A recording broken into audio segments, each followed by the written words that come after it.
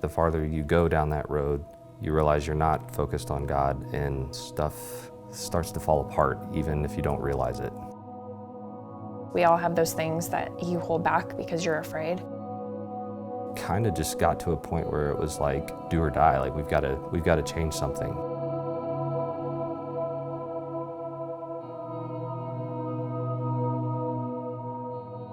I started going to fellowship with Travis when we were engaged. I thought, oh my gosh, this is huge. I had veered from that and was going to community churches. So it was intimidating and it was a lot to take in. I had 3 daughters from a previous marriage and got the girls plugged in, appropriately in their classes, and really saw the value in what fellowship had to offer with the kids. So that was a huge draw. We were kind of knitting our family together, and within a year of us being married, we decided to have one of our own. Joined, I think it was Fellowship's first blended Bible studies community group. I was pregnant and he was in police academy trying to make that work, and so that's one of the things that our family personally has struggled with is the time commitment, getting there on that weekly basis or trying to figure out when that's going to work, because I'm a mortician and he's a police officer and we both work 24/7 jobs. So it's easy to make the excuse, oh, we're busy, or we can't work it in.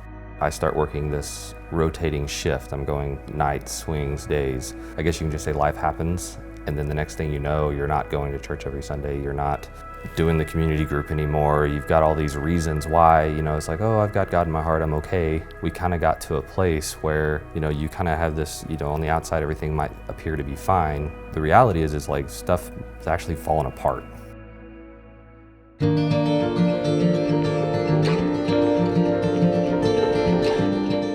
Let's just do Discover. And we go in there and like our Discover group was exactly what we were looking for. We had wisdom, we had experience, we had people that were going through some hard times. We had people that were right there with us. Sharing our story was kind of a tough thing, something that Elise felt like she could just be vulnerable with in that group. And the first thing that happened when she takes that step to just do that is Ed stands up and says like, hey guys, let's gather around and say a prayer. As a husband, that felt really cool.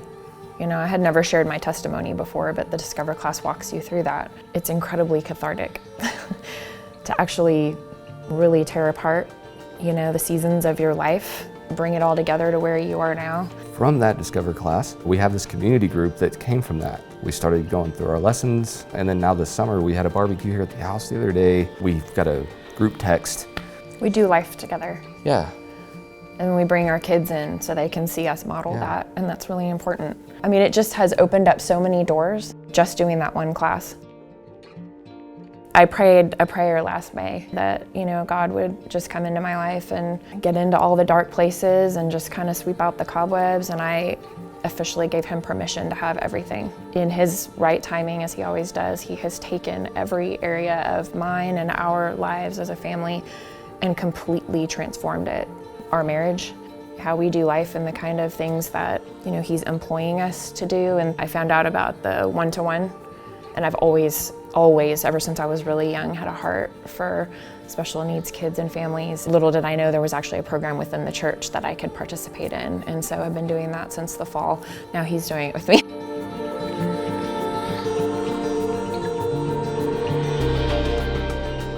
I'll just say it, I don't know if we would be here if it wasn't for all of that. No, I don't know how people do life without God, because marriage is really hard and life is really hard. It's literally completely turned our lives upside down. But in a good way. But in a great way, but it's hard. It's hard. You have to be willing to, let him have all of that. The fruits of that are so evident that you can't deny it. You can't sit here and say, oh, it's just too much, or oh, it's what. But if you finally just do it, and for us, it was that moment where you either have to or you got to throw the towel in. And so we just dove in. So here we are, and it's like, okay. God just smacked me upside the face with all this, and I love it. This isn't our story. This is God's story.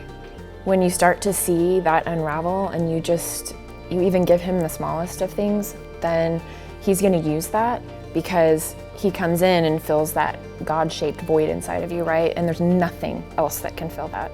We're so much stronger for that. Who knew that marriage could be like this? Who knew that a walk with Jesus Christ could be like this? So now it's like I want to get on the top of the mountaintop and scream like, like my story, you know, like, and tell everybody without coming off like some religious crazy fanatic in my workplace or something. But that's what you want to do because it's too good not to share it with somebody. How can you have that and not share it with somebody?